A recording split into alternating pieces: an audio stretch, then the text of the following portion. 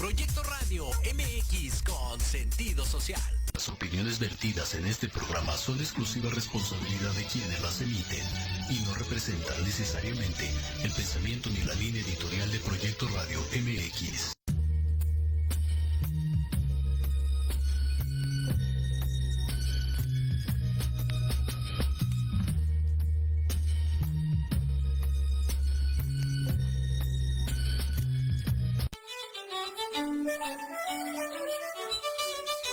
Buenos días, les habla el doctor Alberto Jálave.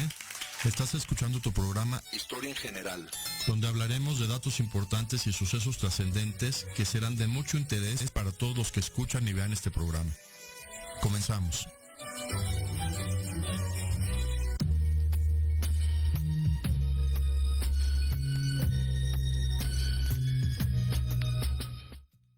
Buenos días, hoy martes 24 de agosto.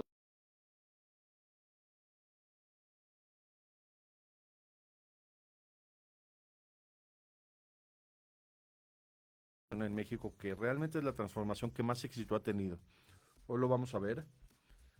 Recapitulando un poco lo que vimos sobre la independencia de México, un dato interesante que sucedió, la batalla de Waterloo fue el 18 de junio de 1815, cuando derrotan a Napoleón Bonaparte, y fue un evento mundial de depresión. Todo el mundo se deprimió, incluyendo José María Morelos y Pavón. Conocer la trayectoria, porque se conocía, aunque estaban del otro lado del mundo, el ejército francés, conocer la trayectoria de Napoleón y que haya perdido de esa manera tan difícil de entender políticamente, después de todo lo que había hecho, después de que había operado el destierro en la isla de Elba y después de que había conformado ya su poderío, que haya perdido con una traición política de ese calibre, bajó el ánimo también del movimiento independentista de México, de esa época que finalmente Morelos, como comenté, perdió la vida el 22 de diciembre de ese mismo año, de 1815, cuando ya el movimiento independentista de México podía haber surgido y surgió finalmente con la primera transformación. Y un dato muy interesante de la independencia de México, que ya he escuchado de varias fuentes, la fotografía que conocemos de Miguel Hidalgo, el retrato que conocemos de su persona, no es él. Parece que es su hermano, José María Hidalgo y Costilla, el hermano segundo, bueno, era el tercero de la familia, que tenía mucho parecido con Miguel Hidalgo y Costilla. Como Miguel Hidalgo no dio tiempo en el movimiento insurgente y en el movimiento de independencia de tomarle nunca un retrato, se tomó el de su hermano, que fue el que vemos nosotros en todas las monedas, en los billetes, en todos los libros de historia. Parece que realmente es el hermano de don Miguel Hidalgo y Costilla. Pasó la independencia, no dejaron que Iturbide fuera emperador, hubo mucho conflicto en México de quién debería manejar un país tan grandioso. Como comento desde el principio de la independencia, el propósito de la independencia de México era ya quedarse con los recursos de México para poder ser una potencia mundial y no enviar toda la economía a España, que ese era el motivo principal de la independencia de México, y no se logró porque finalmente, después de la independencia de México, hubo una crisis económica que llevó a la invasión, ya sabemos, de Francia y de Estados Unidos por cobrar la deuda que tenía México con ellos y todo lo que ocurrió hasta que surgió Benito Juárez. ¿Cómo pasó esto? Es fácil de entender en un país donde siempre hay pugnas, siempre hay conflictos, siempre hay discusiones. En esa época se llamaban conservadores y liberales, los que siempre discutían. Es interesante porque nunca un conservador es conservador y nunca un liberal es liberal, pero así se llamaban como para estar en dos bandos y luchas de poder, que fue lo que generó tantos cambios de presidente, que Santana fuera 11 veces presidente, que todo México estuviera revuelto. En realidad los conservadores, para entender esto, son los que quieren conservar las leyes de toda la vida que ha tenido un país, y los liberales son los que quieren tener libertad y ser modernos o empezar a tener más libertad o más modernidad en un país y ya no ser conservadores con todo lo que ya existe en un país. Esa es la diferencia real entre un conservador y un liberal. por eso está mal que hablemos de un neoliberalismo, porque finalmente el liberal siempre es liberal. Realmente lo que en política se conoce es los de izquierda y los de derecha, que también está muy mal manejado en la historia de México y en la historia en general. Sí, sí lo comento en este programa para que se entienda. Los de la izquierda son los que están en contra y los de derecha son los que están a favor.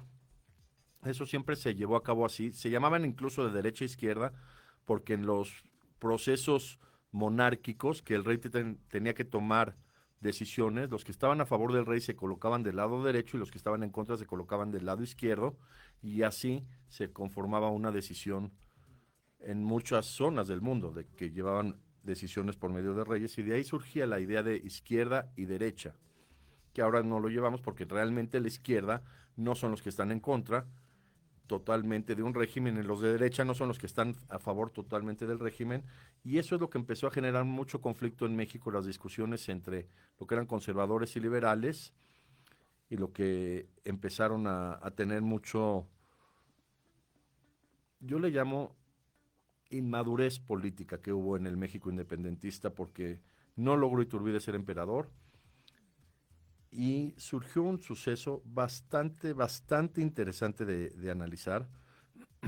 En 1838, un pastelero francés le reclamó al gobierno de México una deuda por 60,000 pesos de esa época, porque perdió 10 años antes su pastelería y su patrimonio, el señor Remantel. Esto es interesantísimo porque, y por eso se le llamó de alguna manera en la historia la guerra de los pasteles. Este señor le reclamó directamente a Santana que quería recibir un pago por 60,000 pesos. Para hacer una idea de lo que eran 60,000 pesos en esa época, el terreno donde estaba su pastelería costaba 200 pesos. Su pastelería, por más lujosa que hubiera sido, que hubieran traído mármol y cuadros de Europa, lo que sea, máximo costaba 1,000 pesos de esa época. Por más pasteles que tuviera de gran gourmet o de lo que fuera de merengue, no era más de 200 pesos la producción que hubiera tenido. Y el señor reclamó 60,000 pesos. Esto es muy parecido al aeropuerto de Texcoco, lo que pasó con el presupuesto que se supone que había. Yo no entiendo, pero hablar de 1,000 millones de pesos o de miles de millones de pesos es muchísimo, no se entiende. Es fácil decirlo en las noticias y es fácil hablar, pero 1,000 millones de pesos, ¿cuántas monedas de 10 pesos son? Para hacer un análisis, digo, 10 monedas son 100 pesos. ¿Cuántas monedas de 10 pesos necesitaríamos para juntar 1,000 millones de pesos? ¿Cuánto material metálico de las monedas que usan níquel se necesitaría? Y para que hablen de cientos de miles de millones de pesos que se perdieron por una decisión de una construcción, parece el pastelero que le reclamó a México 60,000 pesos. Y como Santana se negó a pagar una cantidad tan exorbitante a pesar de que todo ya saben, los franceses siempre han sido muy estrictos, de que el señor lo manejó con el secretario de Relaciones Exteriores y lo manejó como deuda externa y como Fobapro, bueno, parecido, y finalmente Santana dijo no se va a pagar eso, le recuperamos sus pasteles. Y empezó Francia a generar conflictos externos con México, muy interesante, justo cuando se firma el Tratado de Terminación con el gobierno de España, el Tratado de Córdoba, los franceses deciden invadir México. Y lo hacen increíblemente en el mismo puerto donde quedaron los últimos españoles en Veracruz, en San Juan de Ulúa, el 2 de noviembre de 1838. La reclamación de los pasteles, la guerra de los pasteles, fue el 16 de abril de 1838. Como no se llegaron a ningún acuerdo en noviembre, decidieron invadir desde Francia. Llegaron barcos desde Francia a invadir México en el puerto de San Juan de Ulúa, en la primera invasión formalmente del México independiente. Seguimos ahorita después del corte, porque aquí ya empieza realmente con este proceso la segunda transformación de México.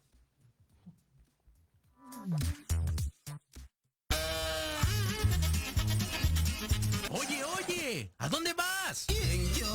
Vamos Vamos a un corte rapidísimo y regresamos. Se va a poner interesante. Quédate en casa y escucha la programación de Proyecto Radio MX con sentido social.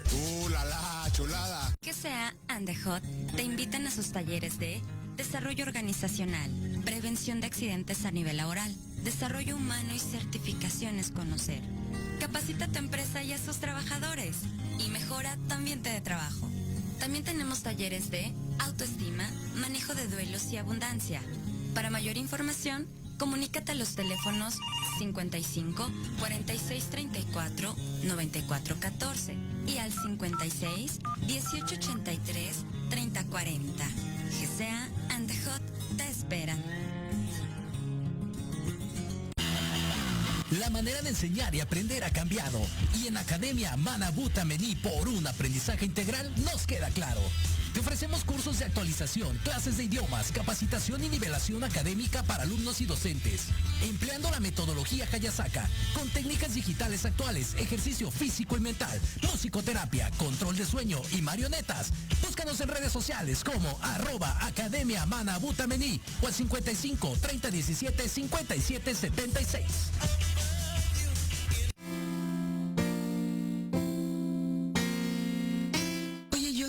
Como que se antoja, ¿no? ¿Qué? ¿Un vinito? No, y sí. ¿Una comidita? Más bien se antoja viajar.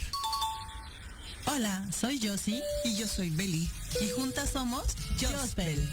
Diviértete con nosotros y aprende de viajes. Escúchanos todos los martes en Te Antoja a las 12 del día, donde hablaremos de tipos de viajes, experiencias, tips, destinos y todo lo actualizado en el mundo del turismo. Solo por Proyecto Radio MX con sentido social.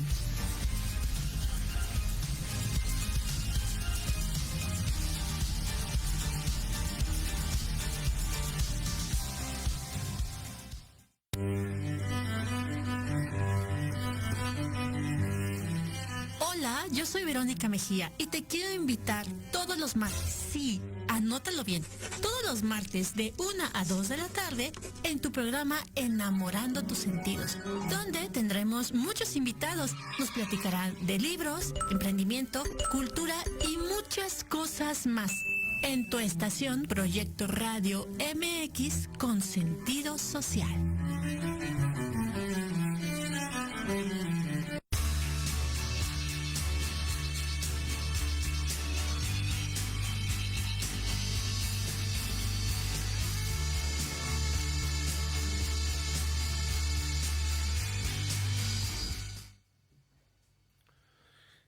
Entonces invade Francia México. La primera invasión fue el 21 de noviembre de 1838. El general Baudin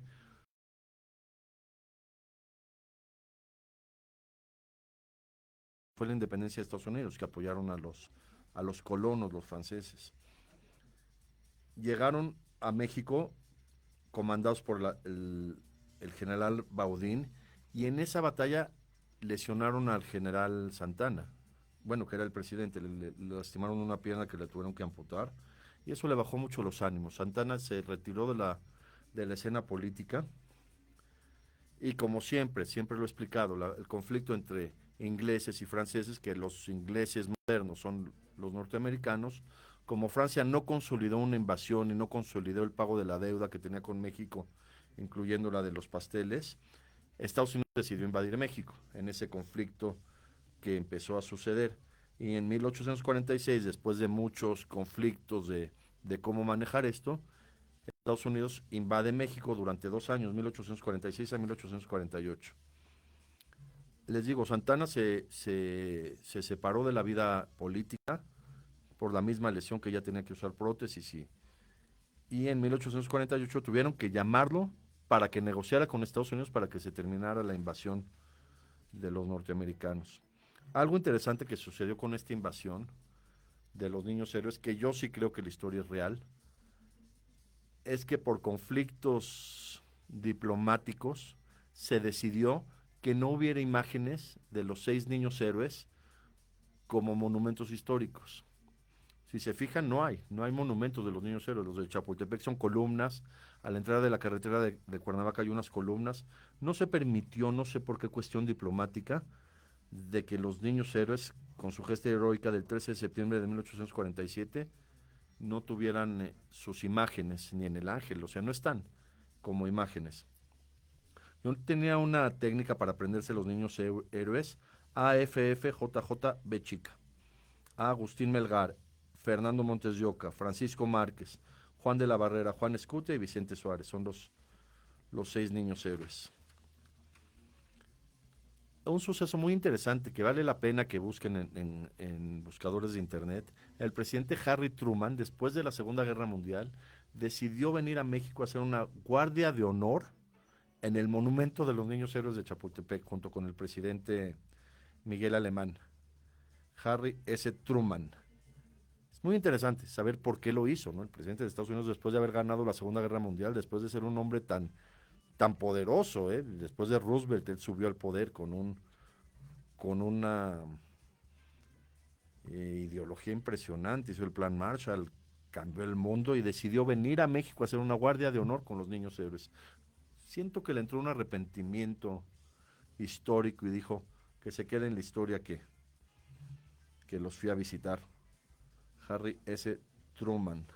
Es muy interesante que los americanos tienen una letra en los nombres. Como después de Harry Truman siguió Eisenhower. Él es Dwight D. Eisenhower, la D es de David. Harry S. Truman, la S de Truman, son de 2 apellidos de sus abuelos. Uno es Sheep y otro Solomon. Es muy interesante porque el apellido Solomon era judío.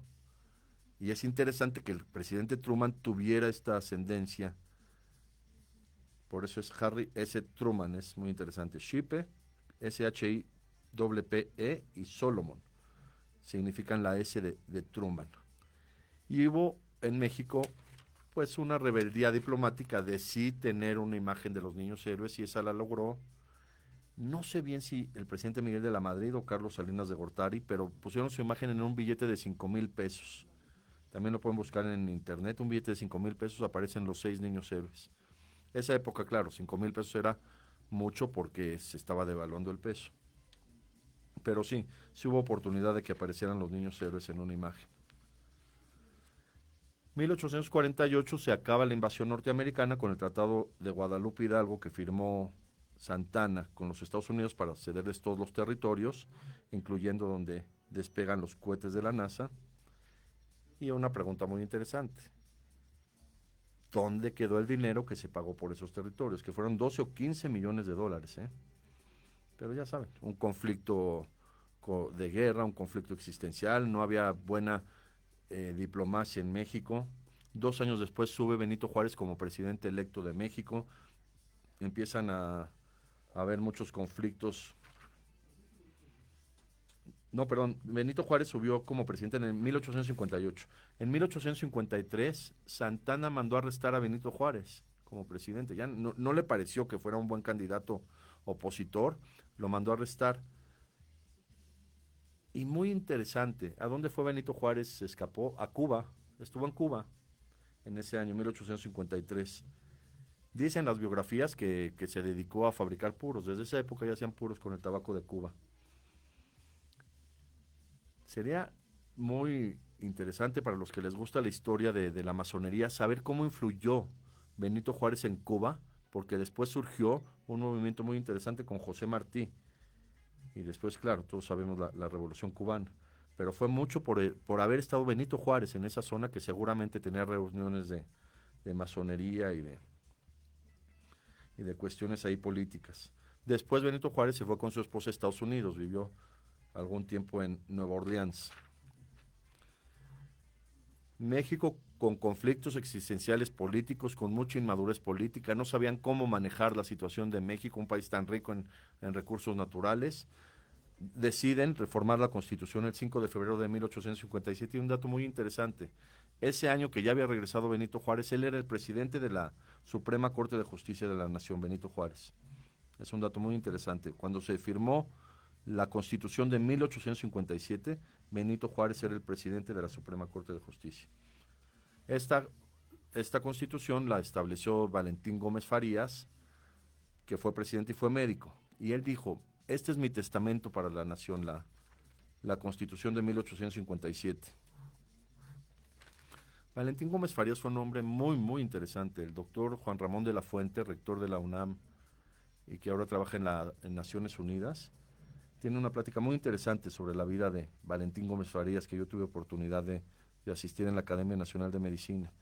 Valentín Gómez Farías, como muchos autores de la historia de México de esa época, pertenecía a la masonería también. Entonces, cuando falleció no le quisieron dar un entierro como héroe de la nación hasta después. Lo tuvieron que dejar su cuerpo en su casa, en una tumba en su casa, y ya después reconocieron que fue un presidente con tanta valía. Digo, la Constitución de 1857 es de los documentos más importantes jurídicamente hablando del mundo. Claro que después la reformó en el mismo 5 de febrero, pero de 1917, Venustiano Carranza, como uno de los documentos jurídicos más completos en cuestión de derecho del mundo. Y el doctor Juan Ramón de la Fuente, que tengo honor de conocerlo desde que fue director de la Facultad de Medicina de la UNAM en 1991. Vale la pena, si vuelve a presentar esta conferencia, conseguirla. Siguen los conflictos en México a pesar de ya tener una constitución con tanta valía jurídica, y vuelven a invadir los franceses. Ya se fueron los americanos, vuelven a invadir los franceses. Ya saben, la batalla de Puebla, que fue un éxito bélico de los mexicanos con el general Ignacio Zaragoza, el 5 de mayo de 1862. Benito Juárez, ya saben, tiene que volver a huir. Ya estaban las leyes de reforma, ya estaba todo el pensamiento juarista en México establecido en la Constitución y con todos los principios de la segunda transformación, que es la reforma. Y un dato muy interesante de la batalla de Puebla, de uno de los políticos más impresionantes de México, con más carisma, un líder impresionante, el que dirigió la batalla de Puebla, Ignacio Zaragoza, falleció repentinamente por una fiebre. Está muy, muy controversial la muerte de Ignacio Zaragoza, porque finalmente era un rival político de muy, muy alto nivel en México. Él podía haber sido el sucesor de Santana, pero desafortunadamente falleció por una fiebre que nunca se definió bien qué era, porque ya existían tratamientos para tifoidea y para otros tipos de fiebre, pero desafortunadamente Zaragoza falleció. Los Estados Unidos se quedan con los territorios ocupados y empieza la guerra de secesión de casi 5 años, de 1861 a 1865. Una guerra desgastante para los Estados Unidos entre el norte y el sur, que se peleaban porque los del sur querían seguir teniendo esclavos para manejar sus cultivos de algodón y toda la situación. De hecho, el presidente que estaba en la época de la independencia de México, Madison, era un dueño de muchísimas zonas de esclavos en Estados Unidos. Entonces, todo el conflicto surgió porque Texas no estaba de acuerdo y surge la guerra de secesión, que es una guerra civil muy complicada en Estados Unidos, en lo que comenté en un programa que el general Ulysses Grant dijo: el peor error de los Estados Unidos fue haber anexado Texas. Y pues esa anexación fue una visión de Santana. México sigue con conflictos existenciales, a pesar de Benito Juárez, que estableció una constitución, a pesar de la política tan grande que ya existía en México, conflictos existenciales entre conservadores, entre liberales, en que nadie se pone de acuerdo, nadie sabe ejercer una constitución que ya está escrita, ya solo es ejercerla. Y deciden, porque fue una decisión de México, traer un líder externo que domine la situación. Es lo que ahorita deberían hacer en Afganistán. Y traen a Maximiliano de Habsburgo. Hubo relación muchísima con Napoleón III y deciden que viniera a México un político de muy alto nivel en Europa. Todos ellos tenían niveles de realeza muy altos, él y su esposa Carlota. Napoleón III no era nieto de Napoleón, era sobrino de Napoleón Bonaparte. Napoleón tuvo un hijo que se llamó Napoleón II, pero el mismo Napoleón II no quiso seguir los pasos de su padre, él quiso permanecer como ya alguien de la realeza francesa y no generar nada. Napoleón III era hijo del hermano de Napoleón Bonaparte, de Luis Bonaparte, y él solo le quisieron llamar Napoleón III porque ya había un Napoleón II, pero no era nieto, era sobrino de Napoleón Bonaparte, sobrino paterno. Y llega Maximiliano a México en 1863 con Carlota y generan una potencia mundial. Ahora sí, lo que digan, México durante el imperio de Maximiliano fue una potencia mundial. Surgieron construcciones impresionantes, el castillo de Chapultepec, la calle de Reforma, hubo mucha estabilidad económica. Maximiliano tuvo la iniciativa de firmar un tratado con los Iturbide, el Pacto de Chapultepec, en 1865, 9 de septiembre de 1865, porque los Iturbide todavía tenían mucho poder. Bueno, ahorita en comunicaciones también, ¿no? Está Daniel de Iturbide, la reportera. Creo que sí hay relación los de Iturbide con los Iturbide. Alguna vez una paciente me lo comentó. Y nuevamente Estados Unidos. Empiezan a tener conflictos con Maximiliano, le dijeron que había secuestrado un hijo de Iturbide, porque los Iturbide ya tenían relación con Estados Unidos, ya tenían propiedades, ya tenían relación con Estados Unidos y empiezan conflictos con Maximiliano. El gran problema de que Maximiliano, que lo sepa los que escuchan este programa, es que se enamoró de México y se enamoró de las mujeres de México y se convirtió en un Casanova. Eso no le pareció a Carlota, no le pareció que Maximiliano estuviera... Fíjense que Casanova, el real Casanova no era ligador, pero finalmente Maximiliano empezó a tener muchas novias de México, no le pareció eso a Carlota, y eso empezó con conflictos familiares, hasta en el castillo de Chapultepec, que están las camas separadas y todo lo que empezó con los conflictos entre Maximiliano y Carlota, y él cayó políticamente, cayó como un buen líder que era, un buen líder que pudo haber cambiado la historia de México. Y es muy interesante porque yo lo publiqué alguna vez.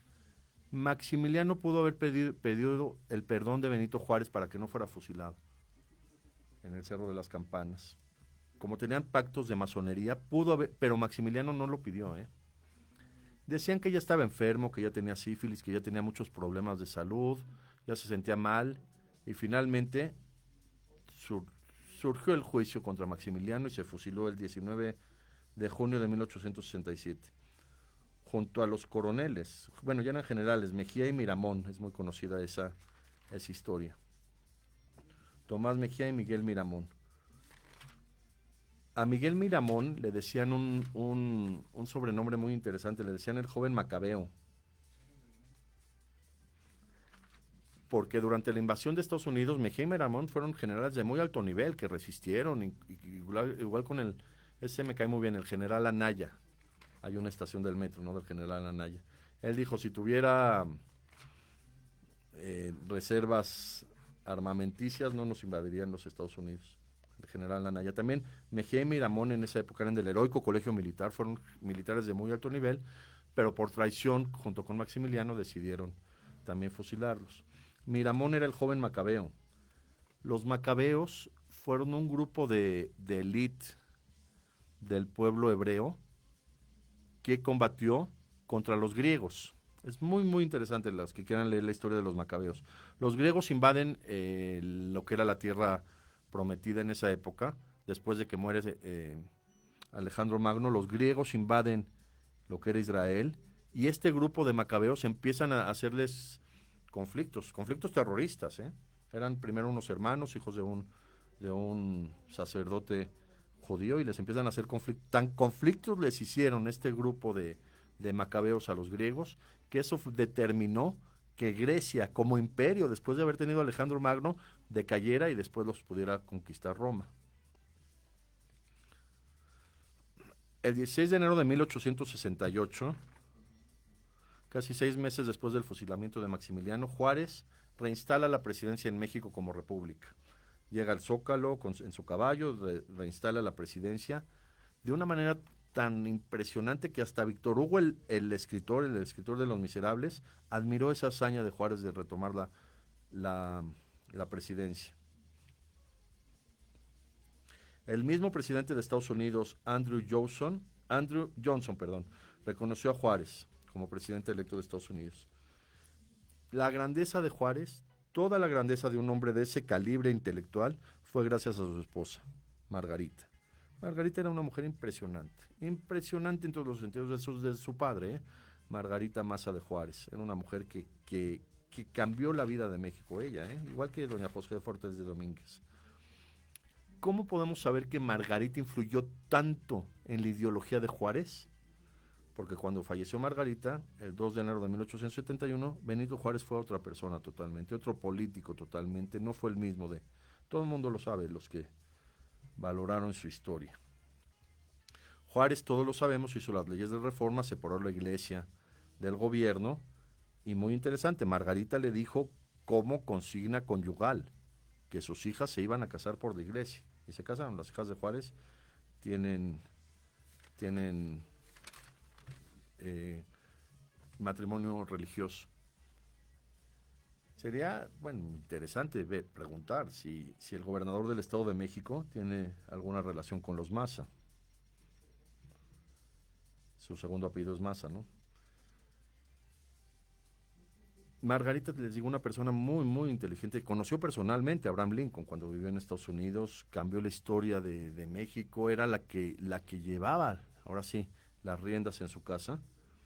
Y después de que falleció, parece que falleció de cáncer, no se sabe bien porque fue muy crónico su enfermedad terminal. Y Juárez, les digo, ya no fue el mismo político con tanta grandeza que tuvo como ser humano, como intelectual, como persona, y falleció el 18 de julio de 1872. Nunca entendí por qué decían que Juárez falleció de angina de pecho. Angina de pecho es infarto, pero como que se oye muy, muy rimbombante, ¿no? Don Benito Juárez falleció de angina de pecho. Se le llamó el Benemérito de las Américas porque benemérito significa que merece, bien merecido, porque, y de hecho tiene una connotación de agradecimiento la palabra benemérito, porque lo que hizo Juárez al manejar tan grandiosamente las leyes de reforma, cambió la historia de la visión del mundo.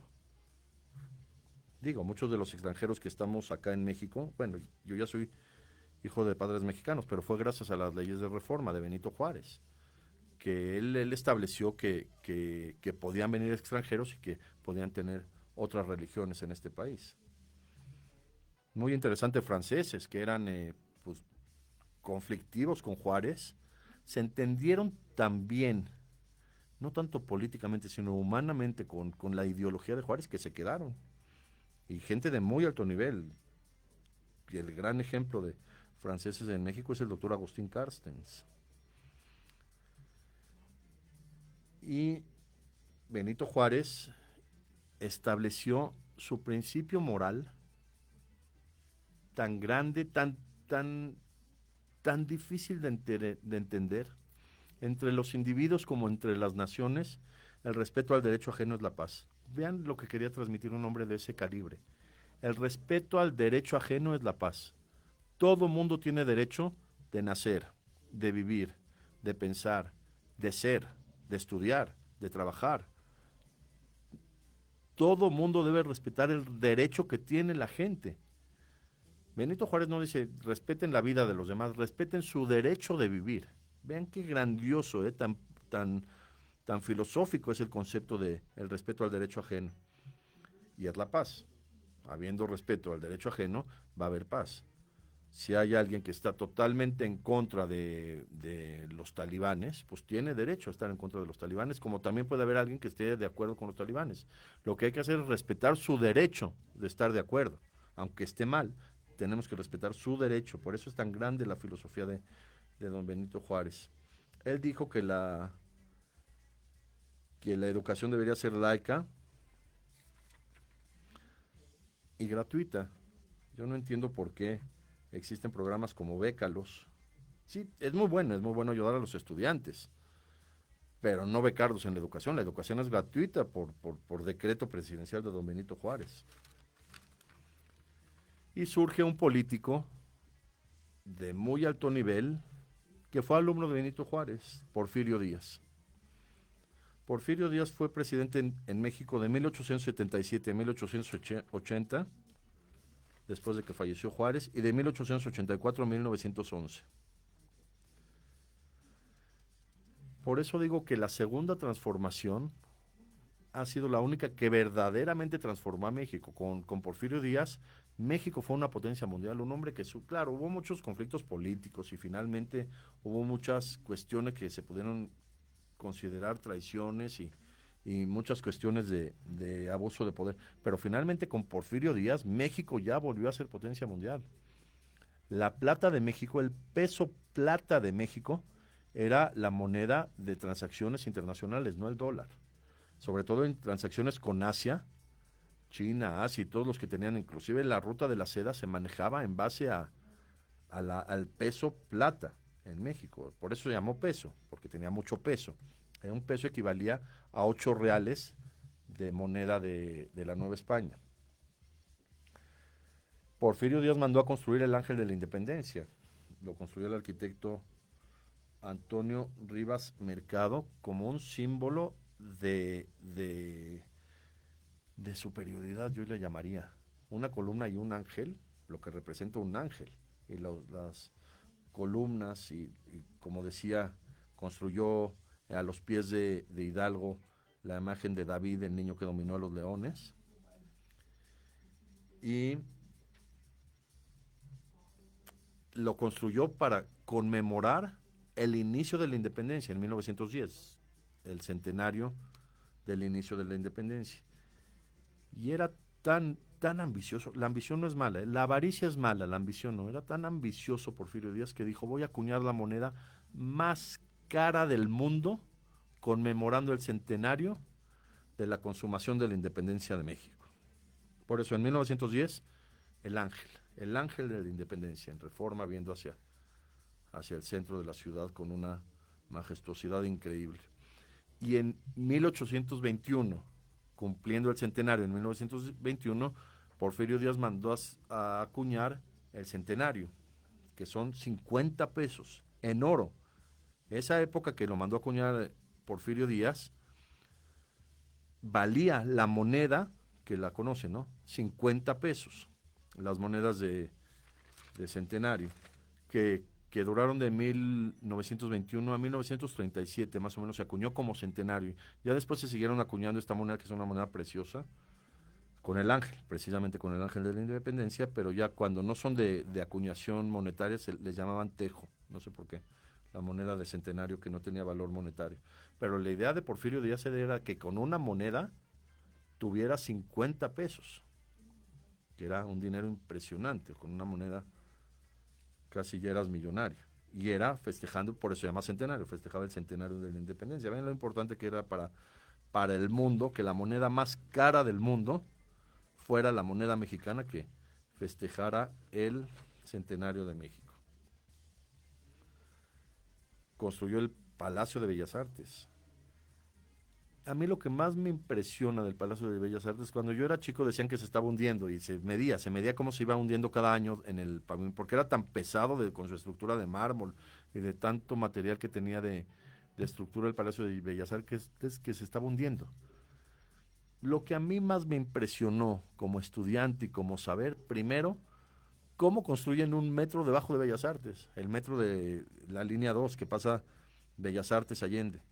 Si se supone que era un suelo difícil, era Tenochtitlán, era una laguna, y Porfirio Díaz, con su ambición, no pensó que se empezara a hundir el Palacio de Bellas Artes. Claro, lo apuntalaron, se dejó de hundir, pero cómo construyeron un metro abajo en terreno. El Metro de México es una ingeniería que debería ser la más admirable del mundo, en un suelo que no estaba preparado para recibir construcciones que hayan construido un metro subterráneo. Es un hecho impresionante para el mundo entero. Y lo más que me impresiona es que hayan construido un estacionamiento abajo de Bellas Artes. Hay un estacionamiento. ¿Cómo? O sea, si yo de niño me decían se está hundiendo, diría lo que tendrían que hacer ahí es poner concreto para que se deje de hundir el Palacio de Bellas Artes. Y construyeron un estacionamiento. Vean la capacidad ideativa de México, una idea es... Con una idea se puede cambiar al mundo, con una idea. Una idea puede generar una ideología, una idea puede generar un idealismo. Una idea generó Morena. Con una idea se generó todo un partido político. Vamos al corte, terminando ya la conclusión de esta segunda transformación que concluye con Porfirio Díaz.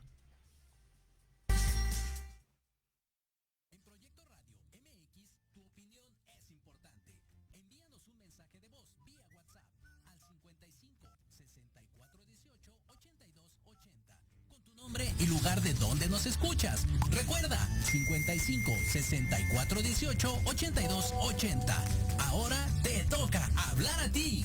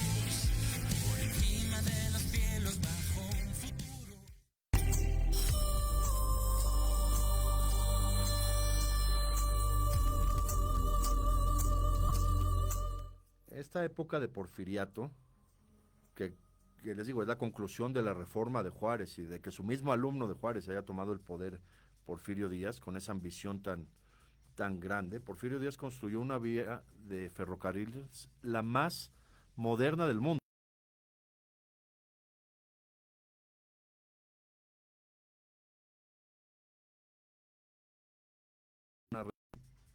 La más moderna del mundo era la red ferroviaria de México, mandada a construir por don Porfirio Díaz.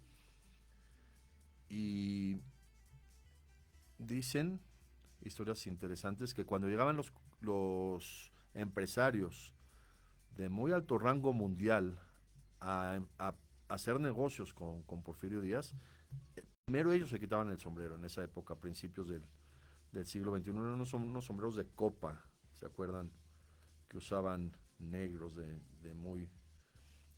primero se quitaban el sombrero antes de que Porfirio Díaz se quitaba el sombrero, usaba sus medallas de batallas que ganó como general, y se supone que igual que Santana, igual que Iturbide, igual que los traidores, entre comillas, de la patria, tampoco debió haber habido calles en nombre de Porfirio Díaz. Haber habido, sí se dice así. Aunque sí hay una vez encontré una, pero fue cuando era coronel, hay una calle Coronel Porfirio Díaz ahí por patriotismo. Y un hombre de mucho calibre, Porfirio Díaz, porque les digo, quedó como traidor, huyó a Francia, sus restos quedaron en Francia, no sé por qué. A ningún presidente de la revolución revolucionario de la tercera transformación se le ha ocurrido traer los restos de Porfirio Díaz, porque lo que hizo fue bueno, independientemente de cómo se manejó la historia para considerarlo un traidor, porque mientras estuvo Porfirio Díaz, México era una potencia mundial. Los recursos de México estaban con México. Porfirio Díaz fue el que empezó a hacer la negociación con Inglaterra para que México tuviera la extracción de petróleo por medio de los ingleses y que se manejara con un grado de negociación que después Lázaro Cárdenas dijo, ya hasta aquí.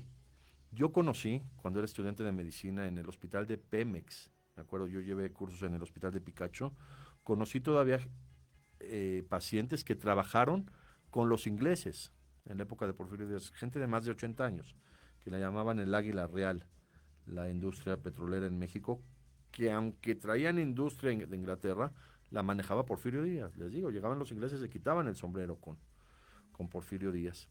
Y Tomás Alva Edison, el inventor, el gran inventor, le regaló uno de sus primeros fonógrafos a Porfirio Díaz. Hay una grabación que hizo Porfirio Díaz en el mismo fonógrafo que le regaló Edison. Hay una grabación con su misma voz, se encuentra en internet, de cómo Porfirio Díaz le habla, porque todo antes era por cartas, cómo le habla a Tomás Alva Edison en el fonógrafo, él grabando en disco, un agradecimiento para Tomás Alva Edison.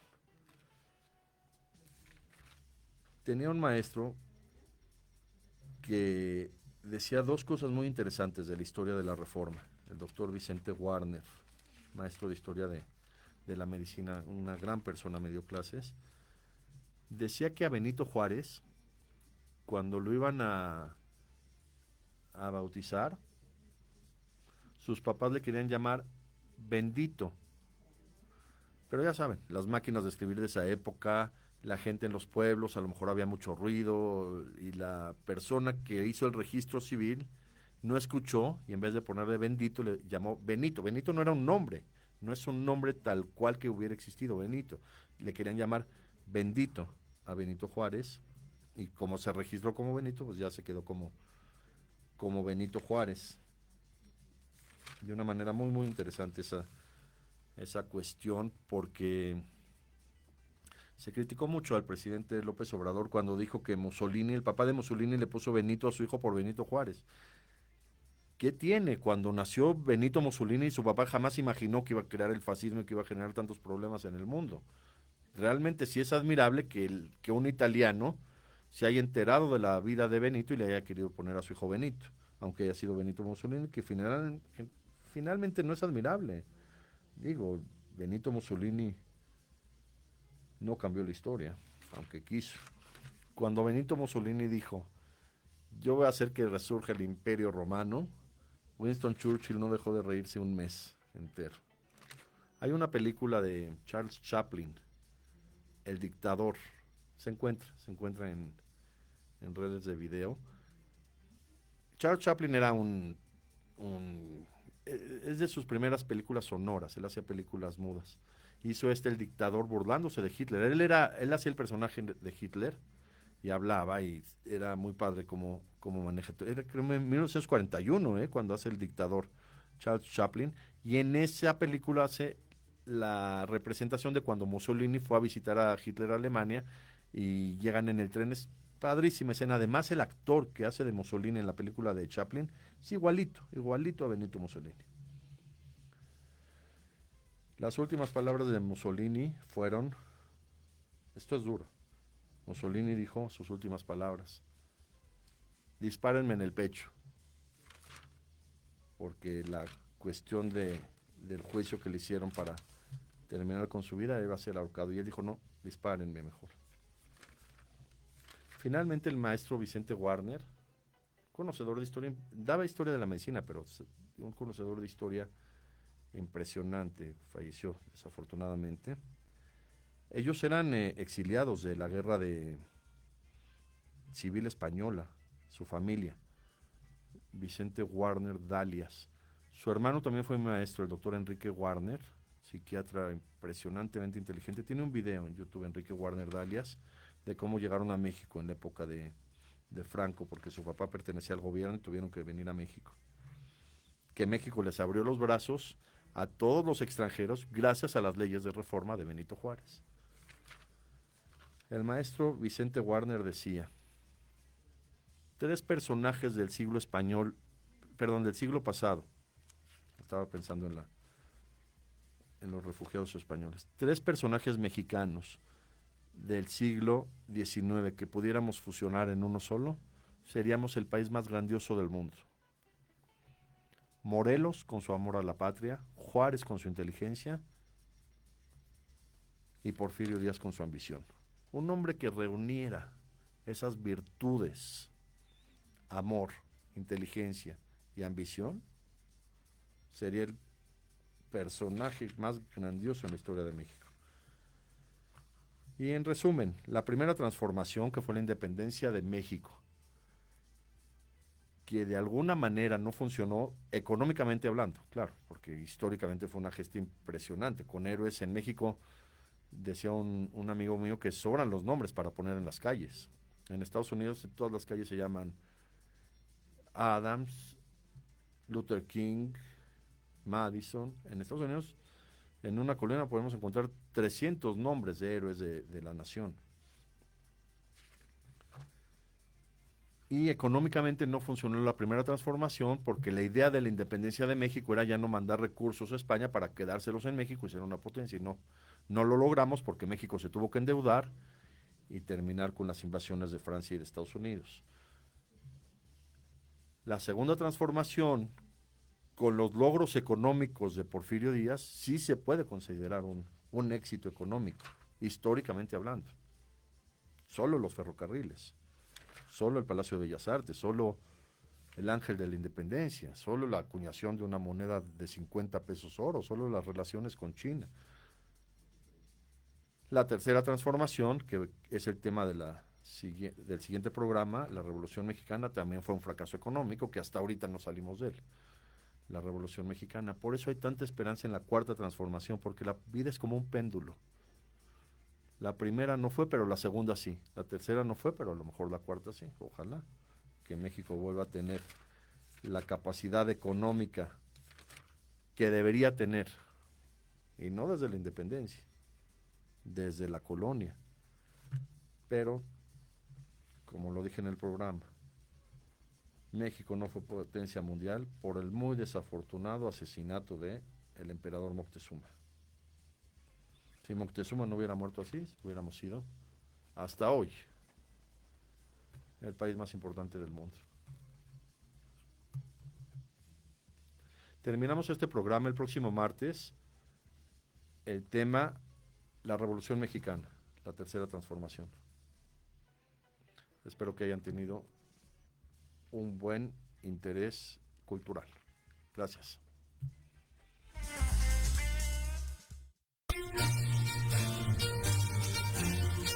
Esto fue una emisión más de Historia en general. Te esperamos la próxima semana para seguir compartiendo y conociendo más datos históricos de México y del mundo.